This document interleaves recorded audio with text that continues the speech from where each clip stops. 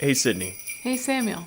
for our holiday episodes, I think I've decided to lean away from jokes and just be genuine and heartfelt for a couple of episodes. Okay. So, how about you tell us what is something you're genuinely thankful for this holiday season?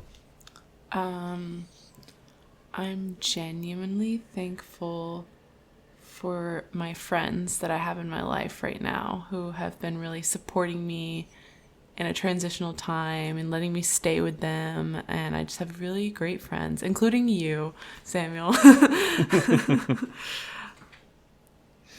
Awesome. Was I supposed to ask you what you were thankful for, or was this a one way? Uh, Sluts.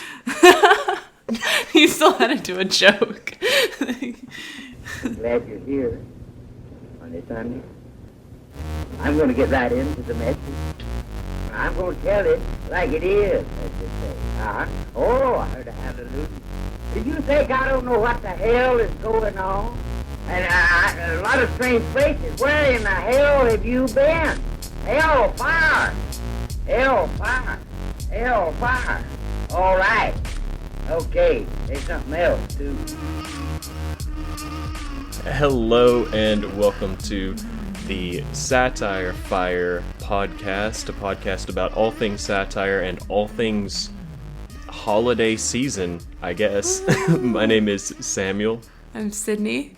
and this is the first of our seasonal stocking stuffer episodes, where we are taking a little bit of a break from the regular format of the podcast for the month of December, both to give us a little bit of extra time with the people in our life that we're thankful for, as well as to give you a little bit of time to not have to think about and worry about these dang books so Dang much. books. So each week is going to be something a little bit different, not necessarily always going to be related to books, most of the time probably going to be related to books, but for this first week, we are kind of putting together a buyer's guide for the readers in your life. If you're still last minute scrambling to find something to buy the reader in your life, what we have done is gotten our list together of our personal 5 favorite books. We're going to go through those books. We're going to tell you why we like them as much as we do. We're going to tell you about what kind of person in your life might also like these books.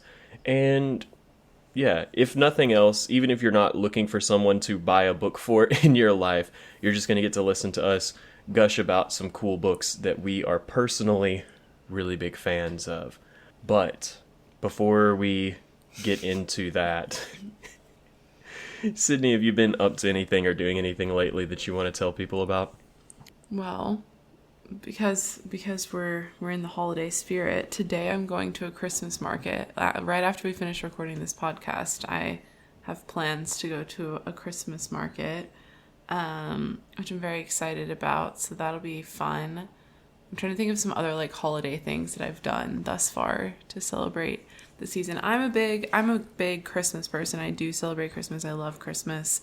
So I always like to try to do little things to make it feel cozy and cheery.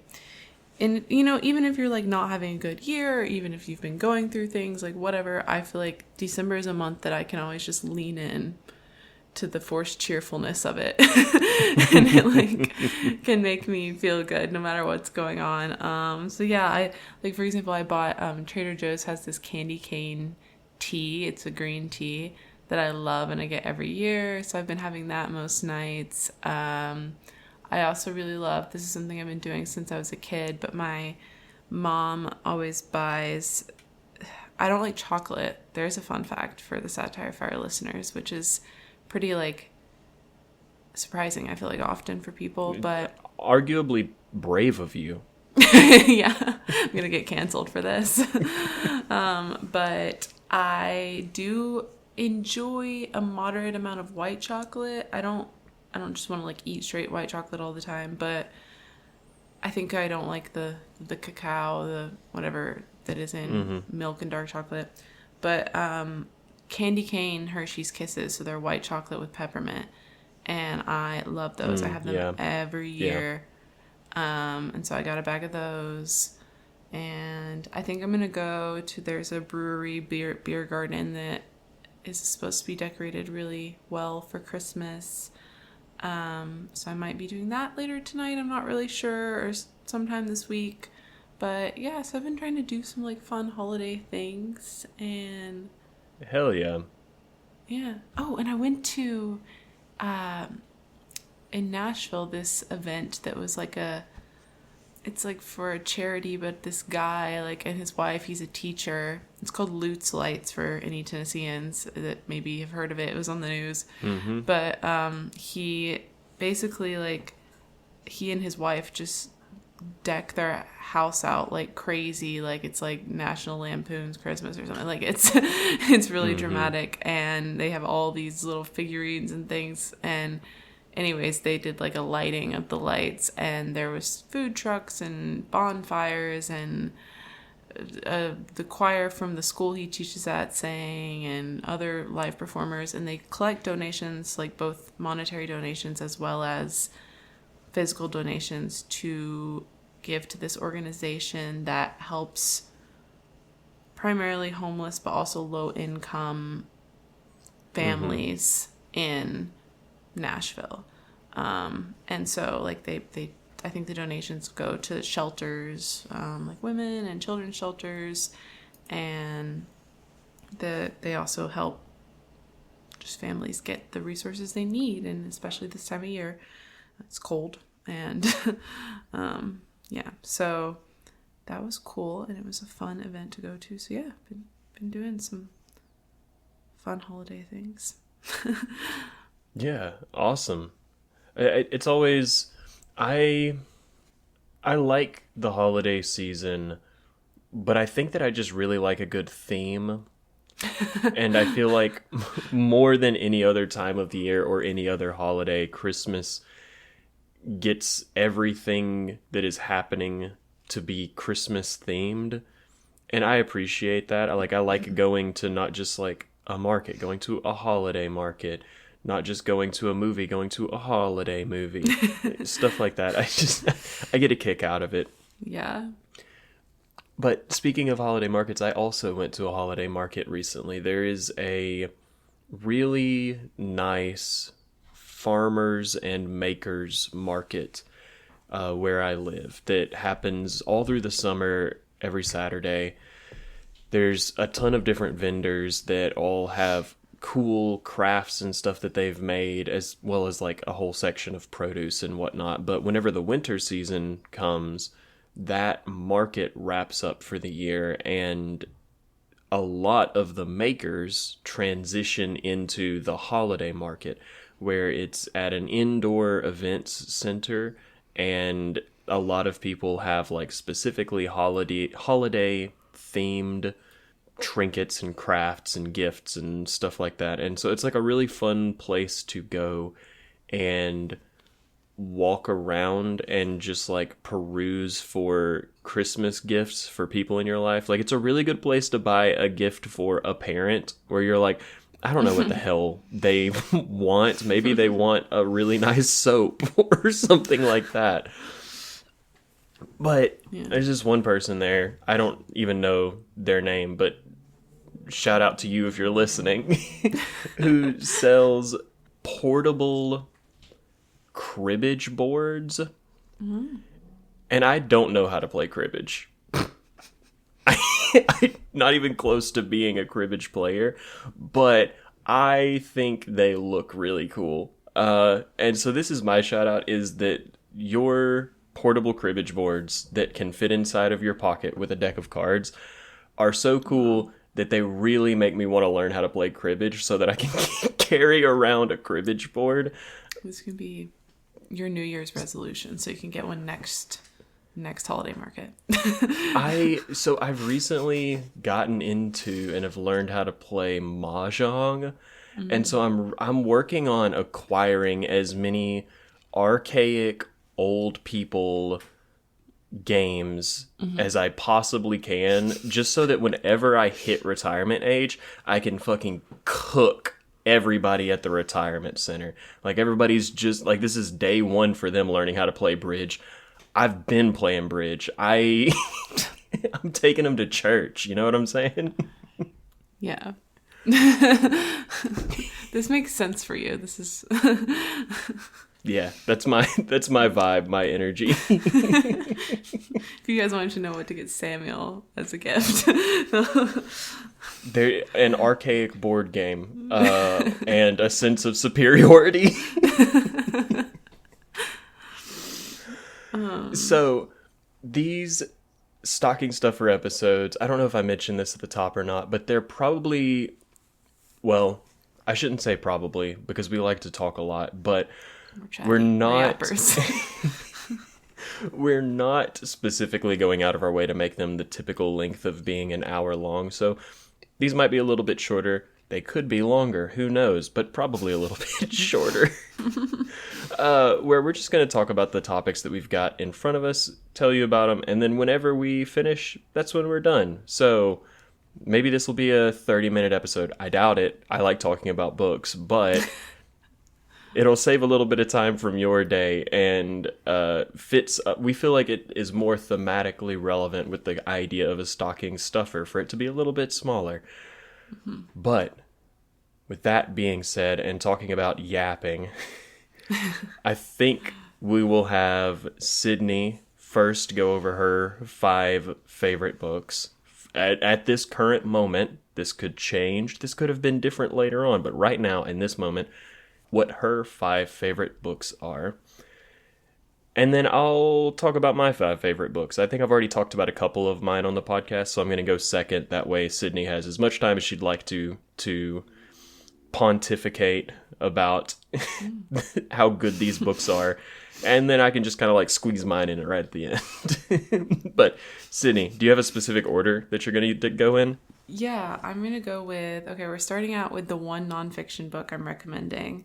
And then the last 4 will be fiction. But, and the 5th one is going to be a little different than the other recommendations. So, you'll find out what that means in a second. Ooh. But Teasers. let's just dive right in. Yeah. So the first book I want to recommend is How to Say Babylon by Sophia Sinclair. And I can't remember if I've talked about this on here or not before, but I read it early 2024, so it was before the podcast ever started. So maybe not. But it is a memoir about her life. Obviously, that's what a memoir is. If you're not a memoir reader, sorry for dumbing down memoirs for you. If you, I don't know, but basically, Sophia Sinclair, and I think that's how you pronounce her name. But she grew up in Jamaica in a very strict Rastafarian family, and going into this, I did not know much about Rastafari as like a way of life, as a religion, as a culture. I didn't know very much about it at all, which I liked because I learned so much from this book. So I don't know, that's kind of, I would say like that's a caveat, is that if you are not looking to learn but you don't know much about that, maybe this isn't the book for you, because it was a lot to take in, but I like really enjoyed it. So but she grew up in this family, and just a quick, like, I don't think I should be the one to tell you about Rastafarian culture, so that's why you should read this book. But like a quick like overview is like, for example, Bob Marley, who many people know, was a Rasta man, and it's very strict in terms of like women. For a woman, it's very you have to be pure, you have to have like very high morals, and they basically think like that womanhood makes you impure in general. And so like, not, without getting into too much detail, her life kind of sucked because she was a woman, and so she's growing up trying to be obedient, she's becoming obsessed with like purity and pleasing her father, Her father was a reggae musician, but he was kind of in and out of success. And so it's just her story of coming from that environment and then eventually moving to America for school and to pursue her passion, which is poetry. And her whole life is like a writer and achieves and excels because of her writing, but the constraints on her because of her culture, her religion, and her dad's fear of Babylon, which is what like they call the Western world, limits her. And so it's kind of about unpacking like her trauma and learning to love herself and having both like strength to pursue the things she cares about, but empathy for where she came from. And I just think it's one of the most beautifully written books I've ever read. Like it amazed me. And I will say it's very like poetic writing. And so like she's a poet, that's what she does, is write poetry. So if that's also not something you're into, that might be like a caveat as well of like, some people don't enjoy that kind of writing, and I understand. But it's just so, I think the empathy that she had for like these people who were terrible to her, while also maintaining her ground and her like current day morals, and like I don't know. And another thing that she did is her tone and the language she used shift as the book went throughout her life, and it seemed like the language was reflecting like where she would have been as a child as opposed to like where she was in adolescence. And I thought it was really well done. So I love it. I would recommend this for anyone who enjoys memoirs, but specifically like maybe a more thoughtful memoir, not necessarily like a celebrity memoir. Not that those are not good, and but like it's very different than that. Yeah. I would recommend it for anyone who likes learning about religion. You are learning about a religion that is very different from, it's not your classic Christianity, Catholicism, Islam. Yeah, it's not an Abrahamic religion. Yeah, I mean, it is rooted in God. But it is an Abrahamic religion. But I don't want to like, it's been a while since I read it, and I don't want to misquote like what actually the principles of Rastafarianism are. So like, but if you really like enjoy learning about religion, if you enjoy learning about non-Western culture, that I would recommend it for someone who like is interested in learning more about not white people. I think anyone who just like likes to learn and has a curiosity about the world, I think it would be a great book for them. I also think it would be a great book for anyone who has experienced religious trauma, and if that's that might be like, you need to gauge like where they're at on that journey. If they're like in the midst of it, maybe not, but like someone who this might be someone really well, and it's like a close personal friend or family member that that they enjoy reading that type of story. But in general, I just think it's a beautiful book, and I think as long as you consider the caveats of learning and poetic writing, and you think that someone would be good with those things, I think anyone could enjoy it as well. So that's my nonfiction. And then moving on, staying with the theme of non-white stories, I will be brief on this one because I already mentioned it a couple episodes ago, but it is Sing Unburied Sing by Jesmyn Ward. So this is a Southern Gothic style fiction. It follows a family from Mississippi, and it's very character driven. So there's my first caveat for that one. There's not a ton of plot. The main plot is just that they're going on this road trip. And basically the main character is this 13-year-old boy, Jojo, and then his mother, Leonie, I think is like her, how you would say her name. And so it's kind of alternating between the perspective of Jojo, the 13-year-old boy, and the mother, Leone. And there's other characters as well. And Jojo, his mother, and his sister are on a road trip to go pick up his father, who has been in prison, but he is getting out of prison. Mm-hmm. That's the plot. And there's not more plot than that, really. But there is just this, like, realistic... I mean, I'm a white girl from the South, but saying this, but just, like, portrayal of poverty and racism and addiction and, like, Black culture in the South specifically. And I think that's what makes it so heartfelt and, like, an excellent story. And you really, like, are learning a lot about these people and how their lives intertwine and how their, like, hardships and traumas have, like, weaved their stories together. And it's just a really beautiful book. Once again, yeah, if you're sensing a theme, I love a beautiful book. And so that's, like, all I'll really say about the plot. But the Southern Gothic element is also really interesting, and I don't really want to spoil it, but, like, if you haven't read a Southern Gothic novel, I would definitely recommend this one. I would recommend this book for anyone in your life who, once again, loves, like, non-white stories. It doesn't matter what their racial identification is, just they like, you know, reading. Like, I feel like a lot of popular books are about white people, like we. And so, like, this is another example of a good book that's not. I would recommend it for anyone who loves a character-driven novel and loves, like, a book that has, like, a, you know, you get to know who they are as people element to it. I would recommend it from anyone from the South or anyone who likes learning, reading, hearing about the South, who's interested in Southern culture.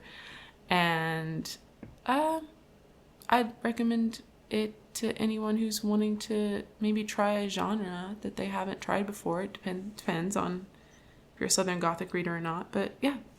So that's that one. And then my next fiction recommendation is Our Wives Under the Sea, which I do know I've talked about as well, by Julia Armfield. Our Wives Under the Sea, I think technically would be considered Gothic horror a bit as well, but I don't know. It has those elements to it.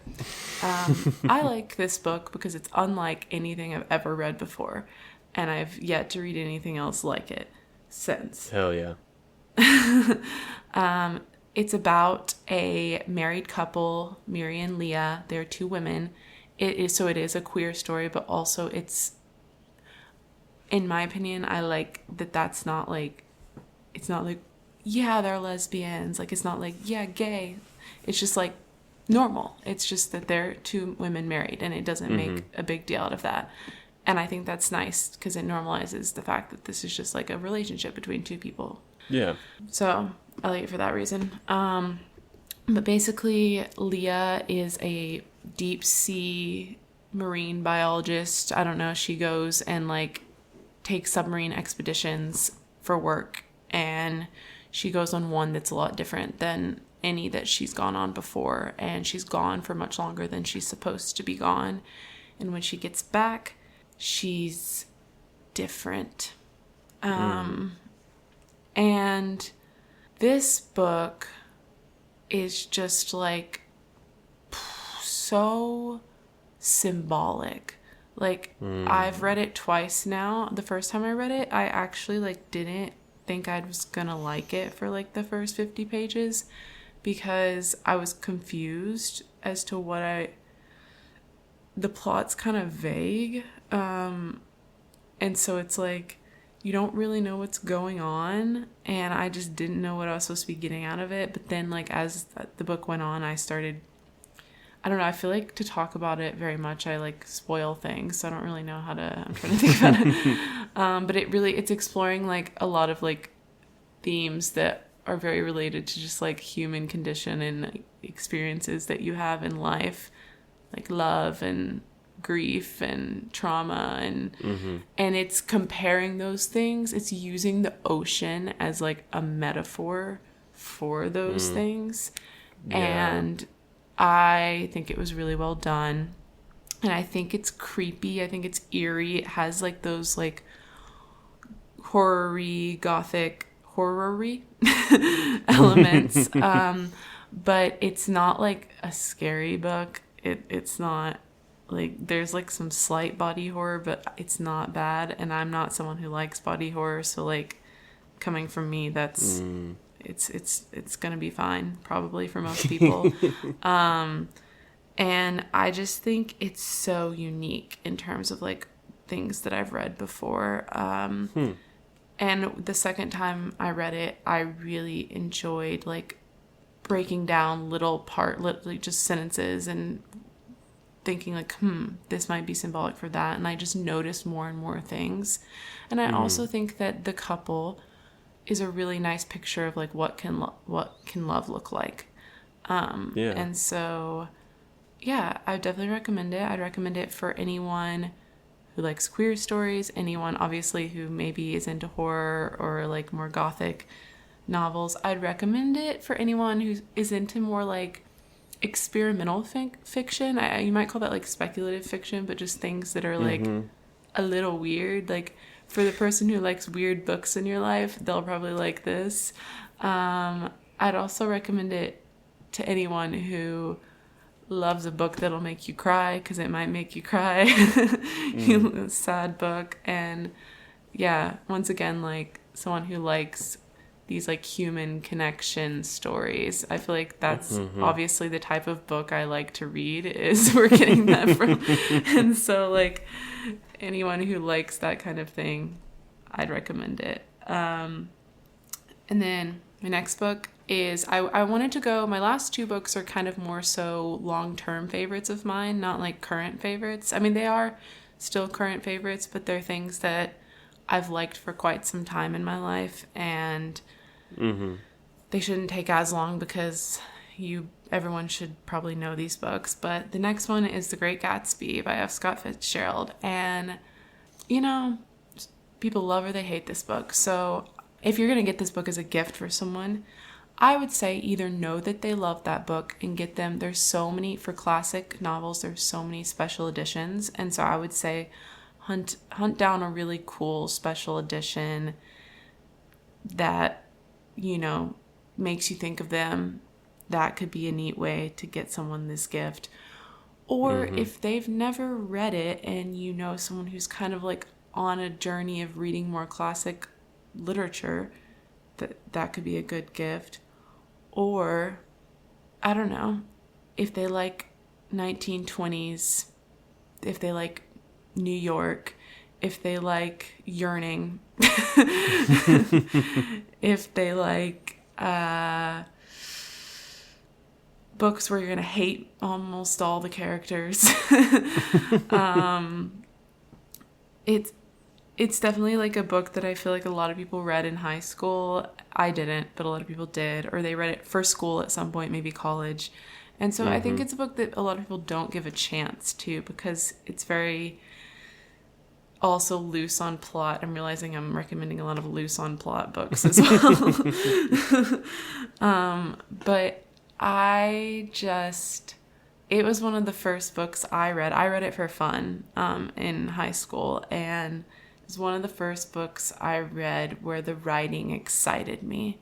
I really was excited by the writing and impressed by it. Like, I think that it can be annoying to read if you're like, sometimes it's hard to read classics, and it's annoying, and you're like, why are we writing like this? So like, I get it, but I think that if you try to let yourself get past that, in the same way that we've talked about with like Dostoevsky or with Jane Austen, you know, get past like the run-on sentences, things like that. I think that there's some really beautiful things to be said in this book about life and people. And I also think that he was crazy, but Jay Gatsby was like the OG yearner. Like, for the girls out there, I feel like this is such a trend I see on like Book Talk and even just like watching movies and shows. Like, for everyone out there who longs for a man to yearn for you. Jay Gatsby, he's the one. And so, I don't know. And there's just so many lines in that book that I still think about to this day so often. And yeah, so I would say that I think it can be a great gift, but you just need to know the person you're giving it to and know if that's something they either are already interested in or would be interested in. But yeah. Or if you have a friend moving to New York, could be a good gift for that friend. And then my last one is Harry Potter. Jump scare, sorry everyone. I have said this before on the podcast, and I am a big fan of the Harry Potter series.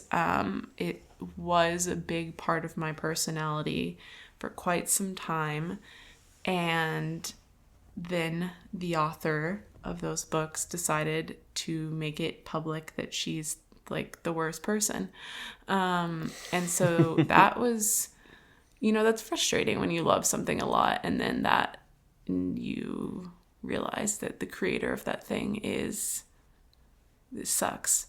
And so with this one, I wanted to talk a little bit about what I like about the Harry Potter books. But I wanted to say that I'm not recommending you buy new copies of the Harry Potter novels, or I don't think that's necessary. And I'm going to give a fun idea for some things I think you could do if you want to give someone a Harry Potter related gift. I also want to recommend, and I don't know if they've done it this year yet, but there is a podcast I really enjoy, Mugglecast, and they are like one of the original Harry Potter podcast. All of the hosts of this podcast are not in support of the author either, so it's like safe space. I think 2 of the 4 hosts are queer as well, and safe space for Harry Potter fans to go. I would say. And they do like a Harry Potter gift guide episode every holiday season, I'm pretty sure. So like this is like one recommendation, but like if you want lots more, they usually have lots they find all these like fun Etsy artists and all kinds of things. And so like they do a great job with that. If you have a Harry Potter fan in your life that you want to buy them a gift that wouldn't support the author, that's what I would recommend. But my favorite Harry Potter book of the 6 is, nope, there are 7 books. My favorite Harry Potter book of the 7 is Harry Potter and the Half-Blood Prince, which is the 6th book. That's why I got caught up there. That one is my favorite.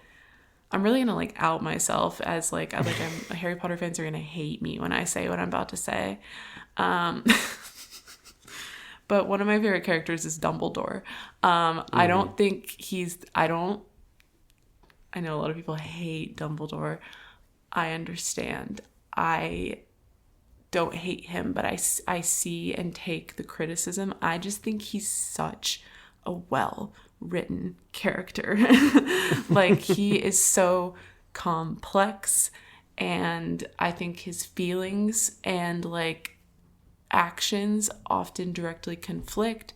And I think that if they would have done a better job with Fantastic Beasts, I would have loved that, because it was a lot more Dumbledore content and like hearing his story and like and they didn't do a great job with it. And that's sad, because like I really wanted to hear more about Dumbledore's life, the life and lies of Albus Dumbledore. And so I like that book because of the Harry Dumbledore content. Like, I really love the parts of the book where they're in Dumbledore's office and they're going through all the memories and learning about Voldemort.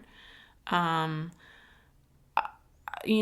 like, also like, spoiler, if you haven't read Harry Potter at this point, like, and you want to, stop. But the first time I ever cried reading a book was reading Dumbledore's death scene in that book. So I really enjoy that book a lot. But what I would say is that if you want to gift someone, a Harry Potter fan, probably specifically in your life, a fun gift, I think you should thrift or go to a used bookstore and find a copy of one or multiple of the books. I think that, like, if you know their favorite Harry Potter book, like if you were getting this from me, then you could get Half-Blood Prince, and you can do that, or you can get multiple books, whatever you want to do. But I think definitely you can always find those books at thrift stores and used bookstores. They're everywhere. And then a couple different things. You could paint the covers, maybe do like a personalized edition of the books. I've seen people, and like, be cautious with this, like make sure you like know how to do it. I've seen tutorials on like Book Talk and YouTube and things. I've seen people like rip the covers off of the book and then create an entirely new like external binding or whatever. They like make it a hard cover or something, and they personalize it. But I think there could be a lot of cool ways that you could like personalize a copy that would be something really special and like a keepsake. And I know that, like, as a Harry Potter fan, I'd really appreciate that, because like, yeah, you can buy all these special editions of the books, but it would mean a whole lot more coming from someone who knows you and they tried to create something that they knew you would like. So I think that could be something really fun to do if you're wanting to give one of those books as a gift. You could also even like write notes in the margins, or you could, you know, decorate it on the inside. You could draw, like if you're very crafty, like there's so many things you could do to like make a personalized copy. So yeah, that's my final recommendation. And there we go. I yapped for longer than I thought I was going to, so. Hell yeah. Never doubt yourself. Always believe. Always believe.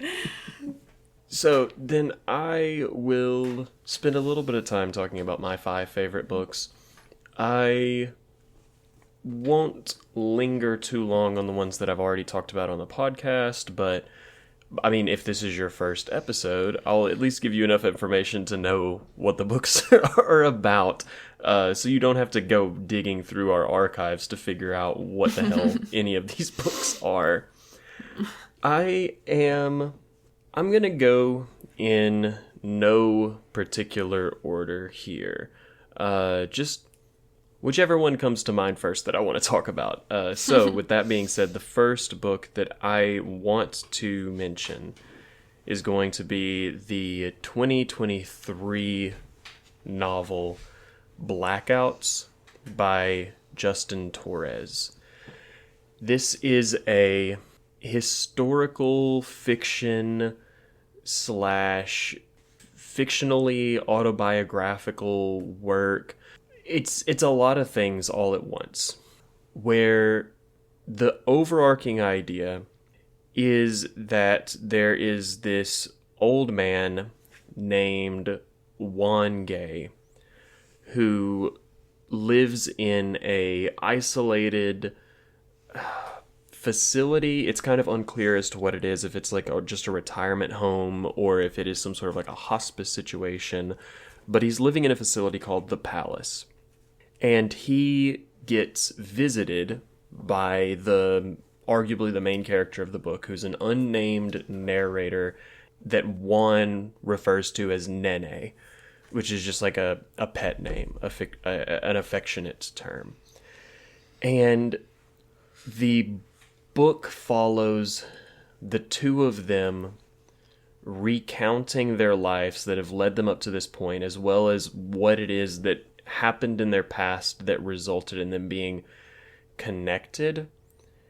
And interspersed with that, Justin Torres has inserted a lot of actual historical documents that are being referenced in the book that he has turned into blackout poems, or he has taken these photographs and is showing them in a new light that makes them more like an artistic expression than what they originally were. It's pulling primarily from this 1941 textbook, I guess you would call it, called Sex Variants, A Study of Homosexual Patterns. That was a very early attempt at examining LGBTQ people in a clinical setting with really the intention of labeling them, as you could probably pick up from the title, as being deviants, really leaning towards the idea of homosexuality being a condition, not just who you are as a person, but something that is wrong with you that has made you homosexual. And so it's taking these pages where it's like these real life interviews that people have done that were put into the book, and Justin Torres is doing blackout poetry with those. And it's, like I said, interspersed with this story of these two gay men of very different ages. One of them is in his 20s, one of them is on his deathbed, who are bonding and connecting over the experience of being gay. It's such a moving book. And I think particularly if you yourself are queer, it speaks so much to what that experience is like and what the community around that is like, that it really felt powerful and impactful to me. I guess the caveat, if nothing else that I've said has driven you away from this book, one of the caveats is that it is pretty sad. Like, it's not necessarily a very lighthearted, uplifting book. I think that it can be empowering, but I think that if you're looking at the two different functions of art, where it's either comforting the disturbed or disturbing the comforted, I think that this leans a lot more towards the disturbing the comforted aspect.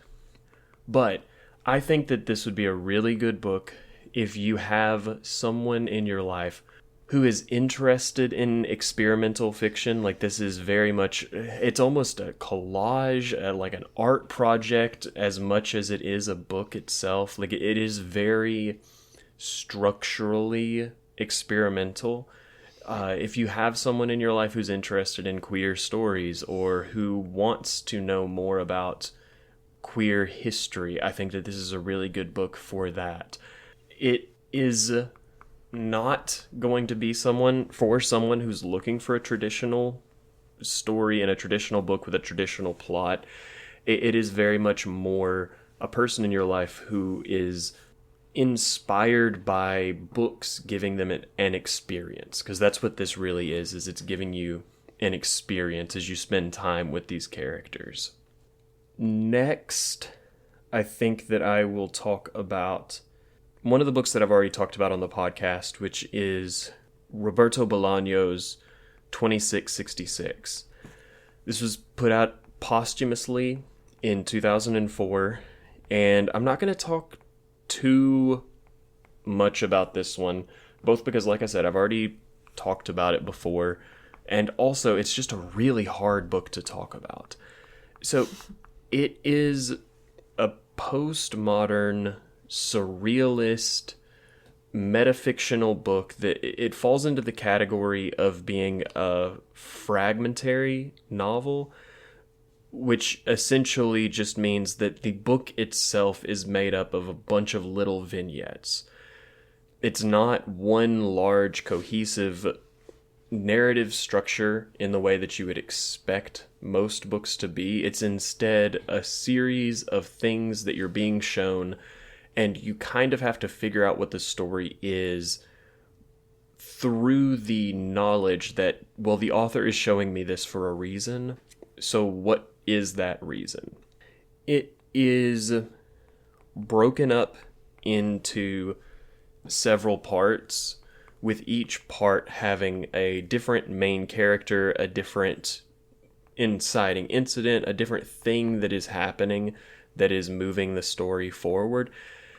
And as time goes on, all of those stories kind of become more cohesive and like weave in and out of one another.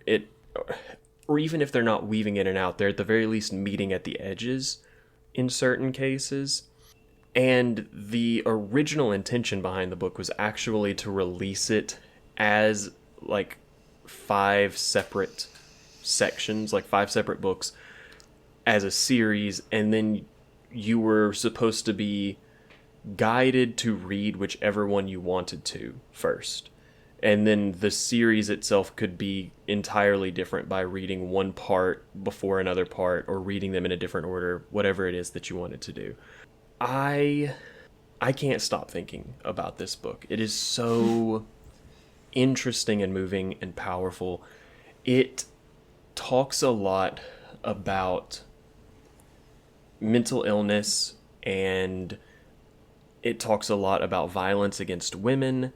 It has a lot to say about Mexican culture and society, particularly at the time in which the author was writing it. It's tough to read, both from all of the caveats that I've already given about how structurally and like surrealist it is. It's also one of the parts, the largest part of the novel, is every scene happens, and then the next scene is going to be the description of a woman who got murdered and like the finding of her body, and then it'll go back to the story, and then it's going to describe another murder, and this goes on for 200 pages of just reading about women who have been murdered by loved ones. So if you have someone in your life who would not appreciate reading about the murder of dozens and dozens and dozens of women, don't get them this book. That's fine. They can skip this one. But I think that this is a really good book if you have someone in your life who is interested in expanding their reading palette. If it's someone who's looking for something different and looking for something new, this is a really good book for that. It's also a really good book if you have someone in your life who is wanting to read more novels from Mexico or Latin America, because that was my position that I was in when I first started looking into this book. Was I didn't feel as though I had as much of an understanding and a grasp on Mexican literature and South American literature, like all of these, like literally anything in North America other than Canada and America. I felt like I did not know as much as I would like to, and so that's how I stumbled across the book. It's also a really good book for someone who likes to take their time with books, because you really have to give the book enough room to breathe and let it take you where it wants to take you, and not try to rush it into giving up what the story is. So those are the caveats of who you should get 2666 for, in my opinion. Next, I will talk about the other really big book that is on my top 5. I have 2 real chunkers of books, and this is going to be Lonesome Dove by Larry McMurtry. This is a Western novel that came out in 1985 that is much more straightforward than either of the other books that I've listed so far. It is straight up and down a Western novel.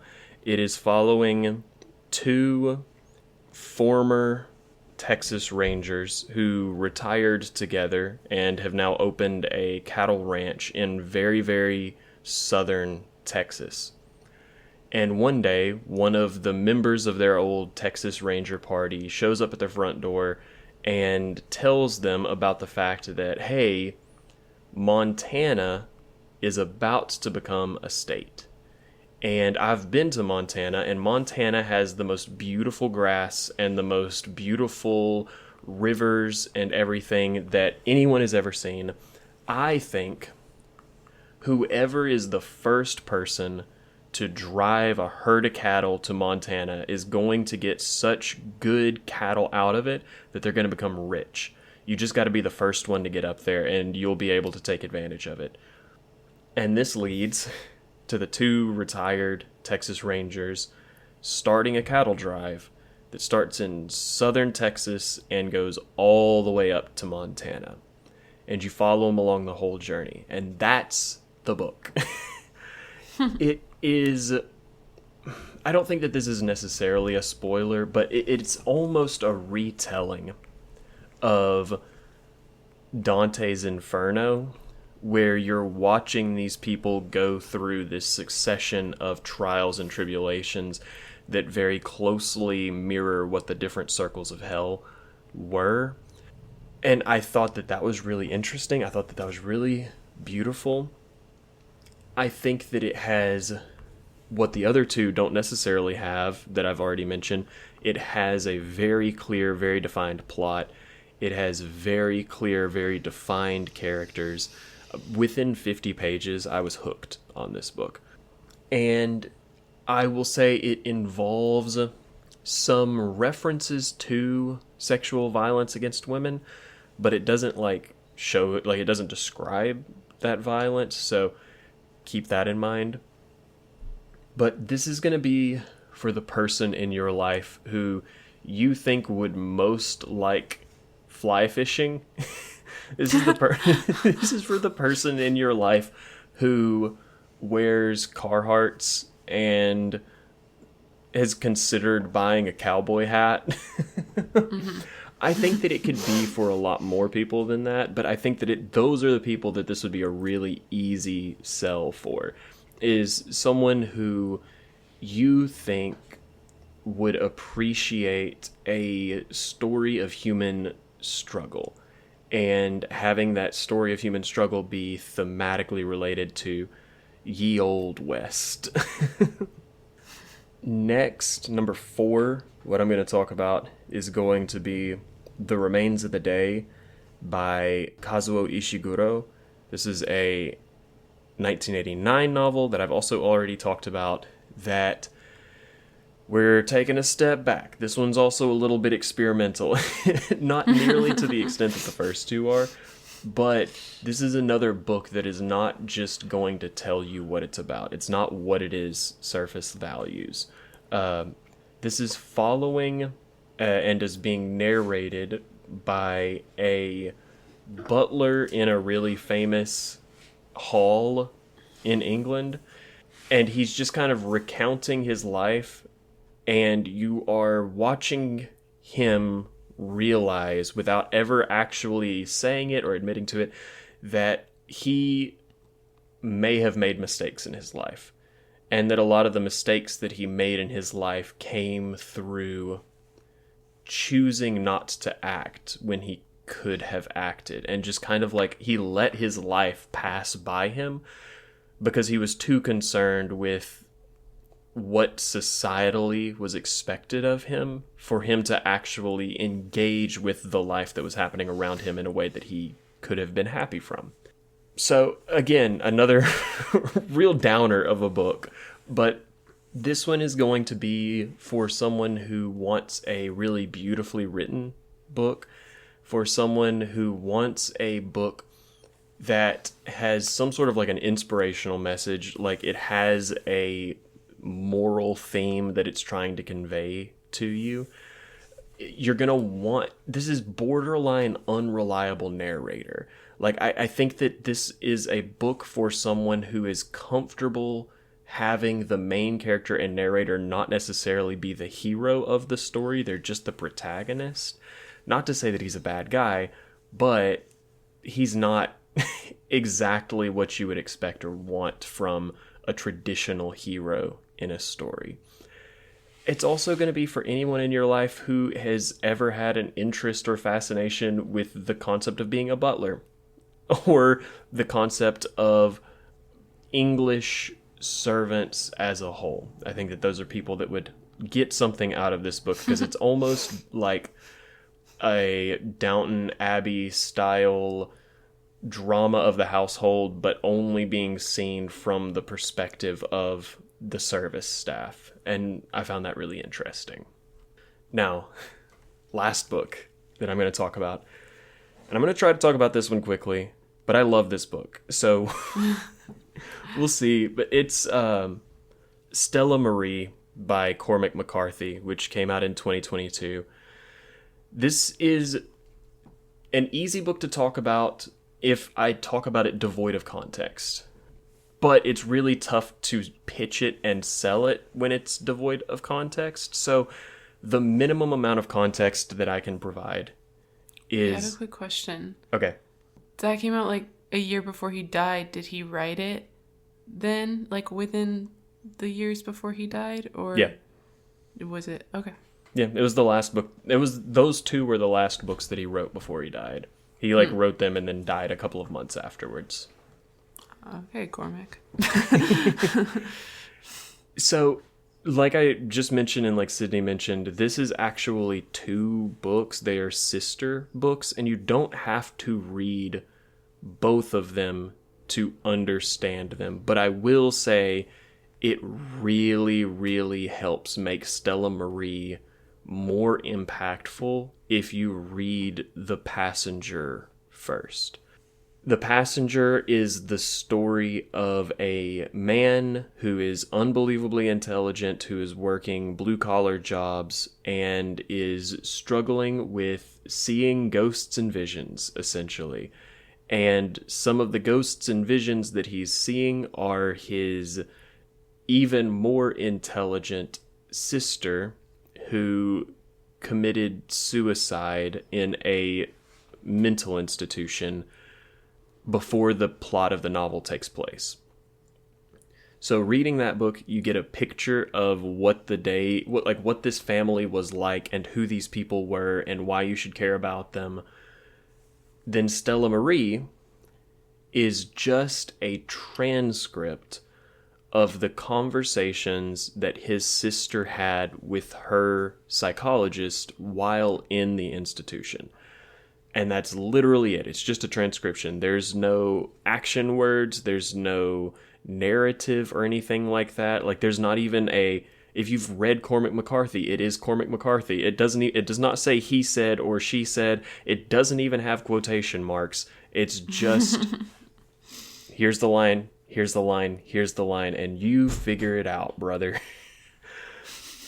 It was so interesting to me, and I think that at this point, now that we've gotten to book number 5, you can see that I have an affinity to books that are structurally interesting or narratively interesting, books that are trying something new and are pushing against that boundary of what like postmodernism can look like in the current format of a novel. This is very much that. This is a book for someone who is willing to read an entire second book in order to understand the book that you actually want to gift them. This is a specific person in your life. Yeah. This is a kind of person who is willing to be confused by a book, who is willing to try something new, who is willing to engage in the medium in this way. It has a lot to do with science and with life and with death and what gives life meaning and what gives death meaning and all of these really interesting things. Like, obviously, I said sister commits suicide and she is in a mental institution. So there's a lot of talk in this book about suicide as a concept and about self-harm as a concept. So don't read it if that's not something that you think you can handle, and don't give it to someone who would not want to read that. But if you're willing to engage with the book, with the way that it is being presented, it is an experience that I have not forgotten and is not something that I've been able to get out of any other book that I've ever read. And those are my 5 favorite books. I also managed to talk for a really long time. We knew it would come. We knew it would happen this way. I don't know why. I do have a quick note before we close out. Is I did some quick research to make sure I was giving accurate information about Rastafarianism. And yes, Rastafari people who follow the Rastafari religion do believe in God. Okay. But their interpretation of God and their religion is very like anti the Western interpretation is what I'll say. But once again, if you want to learn more about it, you should read the book, not take from me. Yeah, hell yeah. So I think that that's going to do it for us for this week. I think in future weeks, I've got a couple of fun games that I've thought up that we can play after some of our other episodes, but I hope that you enjoyed this first installment of the Stocking Stuffer series. and that you come back next week when we are going to be the whole episode's essentially going to be a game where I have picked a movie that I have watched, and I made Sydney watch only the first 10 minutes of it. And vice versa. Sydney picked a movie that she's watched, and she made me watch only the first 10 minutes. And so next week, we're going to come together, and I'm going to try to guess what happens in the rest of Sydney's movie. And then Sydney's going to guess what happened in the rest of my movie. And we'll see how close we can get. But it's, we're having fun with the format. And we hope that you all enjoy it as well. If you did, be sure to let us know. Be sure to like and subscribe and rate it 5 stars. Tell friends. It's the best gift that you can get for us this season is telling your friends about the show. Mm-hmm. And our intro and outro music are remixes of the song 48 by Cullah. And Sydney, if people want to tag us in their posts where they're telling their friends about us, where can they find us?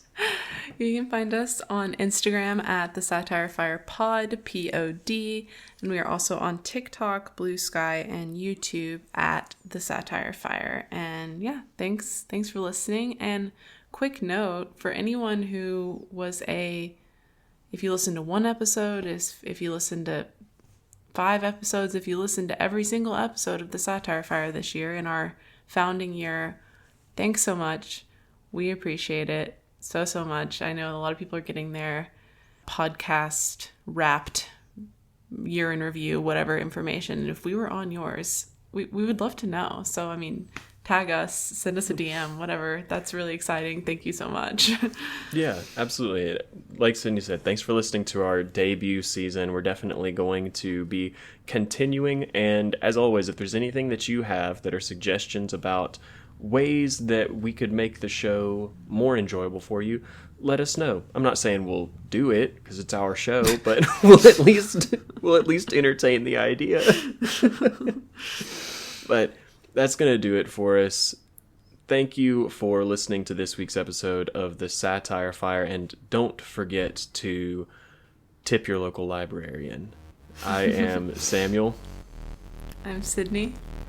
Bye. Happy holidays. I just about come to the end of the road. Here, I've just about lost patience with you people. You get your ass out into the mountains or someplace, or hide in there and watch that damn tube. But if not, fuck it. I'm done. In fact, my sermon